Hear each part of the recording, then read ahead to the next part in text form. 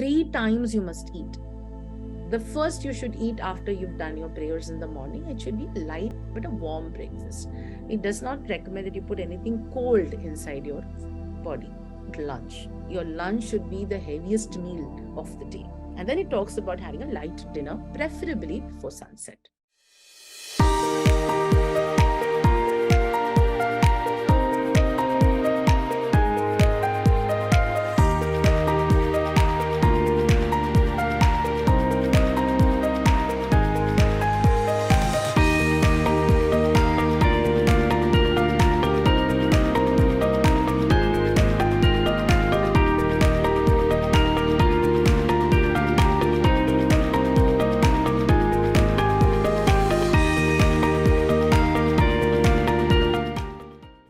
Even before you eat anything, you're supposed to finish these rituals. So that is the reason they talk about Brahma Muhurt. So suppose you get up between say 4:30 and 5:45 or 6 in the morning, suppose. Then by 7:30, you are ready. You have taken your shower and all of that is done. Between 7:30 and 7:45, you can do a 10 to 15 minute prayer. What does the prayer do to you? Okay, it basically invokes a feeling of gratitude. That's what prayer is all about. You talk about the Vedas talk about the Shanti of all the elements. It talks about Brahma Shanti, Urva Shanti, Jala Shanti, Agni Shanti, Vayu Shanti. It talks about all the elements. And when we talk about Shanti, Shanti, Shanti at the end of every prayer, we talk about the other worlds, the universe in itself. The second Shanti is for the peace that you will get from the earth. And the third Shanti is the peace that you'll get within. So when we talk about prayer, any god is just a representation of that quantum field, of that super consciousness. And so you bow down and you say you're grateful and you're thankful for everything that you have had in your life, and that you are hoping and praying that you have a wonderful day ahead. So your prayers are generally first for your own self, and second for all those people who are connected with you. It could be your friends, it could be your family, it could be your community, it could be your country, it could be the world in general. But prayers will ground you. How do you do a prayer? Ayurveda says ritualistically you should light a lamp. So what is lighting a lamp? Asatoma Satgamaya. It says that the light will illuminate physically. Of course, the light will illuminate that particular environment or the ambience, but the lighting of the lamp is actually of lighting of your Atman that sits as a light inside of you. And so prayer will invoke this beautiful feeling of interconnectedness, of belongingness, and this ability to kind of ground you. That's what prayer can do to you. And that is why as a ritual, you must pray to whoever your deity is. And now we talk about ahara. We talk about warm, light breakfast. So Ayurveda says that there are these 3 times you must eat. The first you should eat after you've done your prayers in the morning. It should be light but a warm breakfast. It does not recommend that you put anything cold inside your body. Lunch. Your lunch should be the heaviest meal of the day. And then it talks about having a light dinner, preferably before sunset. Right? And if it's not happening before sunset, because given our lifestyle now, try to have it as early as possible, at least 2 hours before your bedtime. So if Ayurveda says that you need to sleep by 10, by 7:30 or 8, you finish your dinner. So there are some rules about this. It says that you need to eat with your hands. So pranic energy will increase, that when you eat with your hands. They say that you should eat sitting down on the floor. That is also highly recommended. Why? Because of digestion, your Jataragni will activate the digestive juices. And so the food that you eat will get digested better. Then they say that you eat food that is a mixture of sattvic and rajasic, right? It asks as much as possible. It says that you can do tamasic. You don't have to do tamasic all the time. So because we live in Kali Yuga, there is definitely this whole thing about, we have to eat bread also, we have to eat pizzas also, but you can reduce it, you can make it much lesser.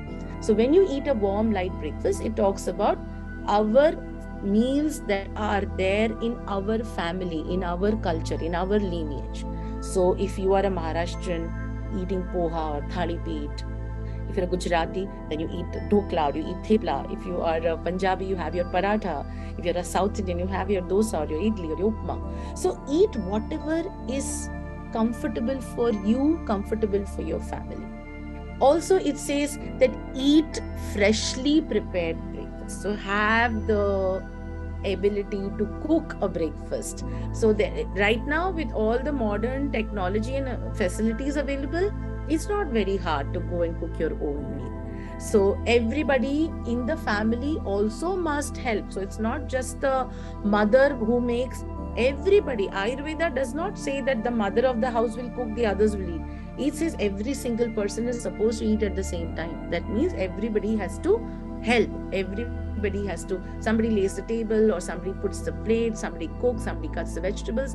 All of these activities will also make your family united. All right. So ready-made breakfasts are also available readily, and a lot of people find it very, very convenient. But as somebody who has lived the natural life for the past 15, 16 years, I believe that what is natural, and what can be stored is definitely preserved. And it cannot be preserved with organic or natural substances. So it is preserved with chemical substances, lab-made substances.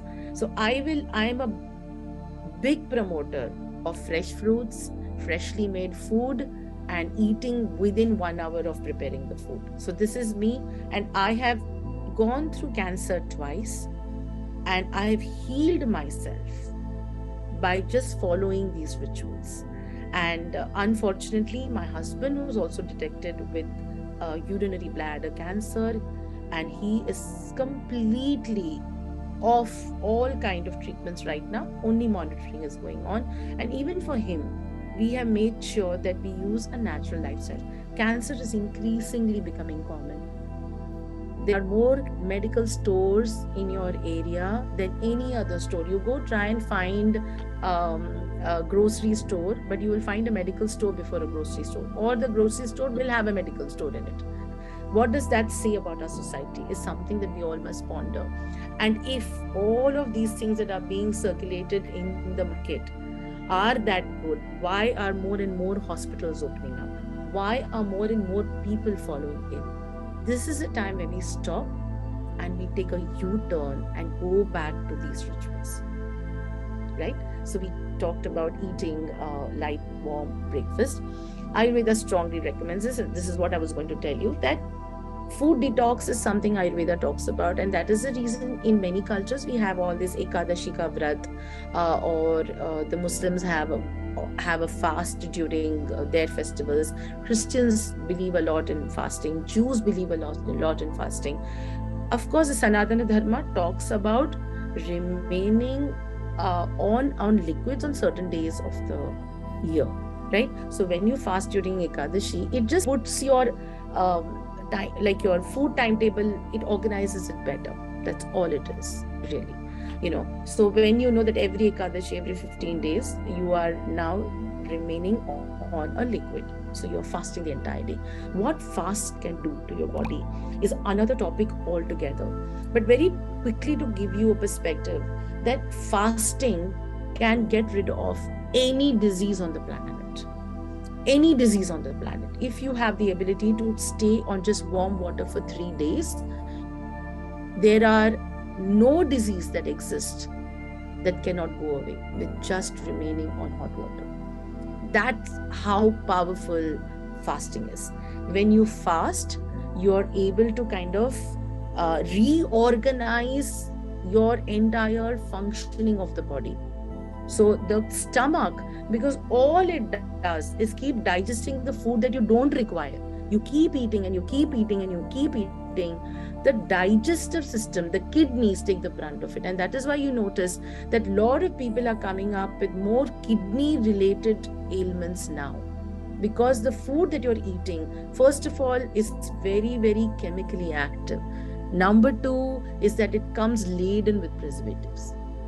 And so obviously your body is not able to kind of filter it out completely, because that's what you're putting into it every single day. So what is the solution? The solution is to create more demand for pesticide free food, and that can only happen with people like you and me who demand for it, right? So of course that's something that will happen eventually, but immediately you can try and keep your food fresh. So you can try not to have anything that comes from a box. You can try to prepare your ingredients fresh, or you can try to minimize it as much as sorry. So that's how important staying on liquid diet is. When I say liquid diet, it can be doses. So this is something I've learned from my doctor, and you can note it down, and it will make a huge difference. In the morning, so say from 7:30 to say 10:30, 11, you can have citrusy fruits. You can have oranges, you can have anything that's got citric acid in it. Strawberries are there, anything that are citrusy. From 11 o'clock to about 4 o'clock in the evening, you can have any fruit that is sweet. All your sweet fruits can be had at this time. And from 5 o'clock to evening 8, 9 o'clock or 10 o'clock, any fibrous fruits can be consumed. Also, do not have fruits over dinner. Many people have this saying, oh, let's have desserts after dinner, or let's have fruit. No, it's not good for you. Allow the body to digest the food that you've eaten. It takes 8 to 9 hours for the body to digest. What you can have before sleep is either green tea. Though green tea blends, I would recommend more than just green tea. Any green tea blend with, say, herbs in it. Have a green tea blend, or have turmeric milk, warm milk. Now that milk can be almond milk, it can be coconut milk, or it can be regular dairy milk. Half an hour before you sleep. And that brings a lot of stability in your digestive system. The next day, your excretory system will work wonderfully, you know. So this is all about food detox, and it's extremely important that, like I told you, learn to sit on the floor, have food with your family, chew your food. Ayurveda says that you can either be a bhogi, a rogi, or a yogi, depending on what you're eating. So who are you? That you decide. And where you want to go, also you decide. These are the paths that are laid out for you, and believe me, they're not difficult to follow at all. When you do a detox once a week, you remember this rule, and this will help you a lot. Another detox that you can really do is that you can have food once a day, once a week. So once a week, you have only one time ka khana. And if you're doing a one time ka khana, don't have it in the evening, have it in the morning. That will also help you a lot. It helps you reduce your weight. It gives you a lot of immunity. It kind of boosts your immunity system inside. It makes all your white blood cells, they march better with eating once a day. If you can do once a week. Another thing is that always try to eat a meal together with the family at least once a day. So that also is in a way is a very important detox that you do not understand, right? If the whole family will go on a liquid diet for once a week, imagine it becomes so easy for the mother or the wife in the family to organize this. 99% of the people cannot remain hungry, and that's the saddest part. And because you cannot remain hungry is where all of your issues, starting from the mind to the body to everything, starts. So that is the reason, if you see all these people who are in the path of religion or the path of spirituality, you will notice that they have this aura around their face because they meditate and they know how to stay hungry. So this ginger tea is strongly recommended in Ayurveda. Ginger should be consumed by every single person as a ritual. So ideally, if you are somebody who has a lot of pitta, so you have a lot of acidic problems, or you have digestive problems, you have constipation, or you get food infection, Then you start your lunch with about 10 grams of grated ginger and kala namak. Take 10 grams of ginger grated, 10 grams, and add a pinch of kala namak to it, black salt, right? And then have that first thing, and then have your khana. It will make a huge difference. Within the first 2-3 days only, you will see a huge difference. Number two, if you're not very comfortable having ginger or chewing it, then have ginger tea. Garam pani में थोड़ा सा ginger डाल दो. So for 1 cup, 250 ml of water, you put about 20 or 25 grams of ginger. Cut the ginger into thin pieces, or grate them, or just pound them and place it in the water. Let this water boil for at least 5 to 6 or 7 minutes till it's completely boiled. Switch off the flame, strain this. You can drink this hot, you can add honey into it, and do not add anything else. Just ginger tea with ginger water. That's it. And if you want to make it a little more tasty, you can add a little bit of mint into it or lemongrass into it. But if you can have 2 to 3 cups of this tea as a ritual, your entire metabolism will change. You will notice that you're also losing a lot of weight. Because what ginger also does is that it gets your stomach to feel like it is already full. And then it will make sure that what you're eating becomes much lesser. Another rule about food, since we're talking about food, is that it will also, we always hear this, that you have 3/4 of the capacity of your body. So don't fill your stomach 100%. The analogy given is that if you have a mixer grinder and you fill it to the brim, it will not grind anything. Similarly, your stomach will not digest anything. It will not churn out. Remember what we talked about metabolism. We said that how your food is broken down so that the cells can carry it and then give you nutrition. That is ideal food eating habit. That is how your metabolism will increase. So don't fill your stomach.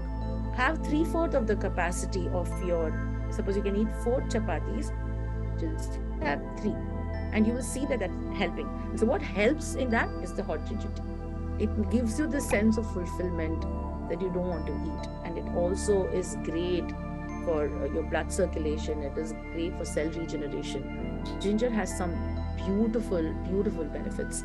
So that is why in our country, hum adrak ki chai peete hain. Adrak that is how it was accommodated into day-to-day routine. But ginger tea ko consciously aapni. This is one thing I would like to say. You can add lemon, you can add honey, you can eat jaggery into it. All of it is good. And our last ritual is what I was telling you, that to consume warm milk with ghee and turmeric before bed every day, half an hour before bed. So if you're not the kind of person who has dairy, you can choose almond milk, or you can choose coconut milk.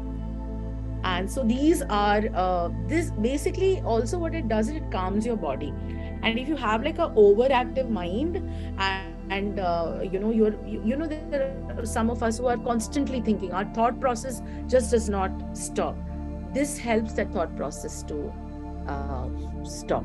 And this is our 11 rituals are like, and they are something that are very, very easy to follow. And they have been practiced for thousands of years.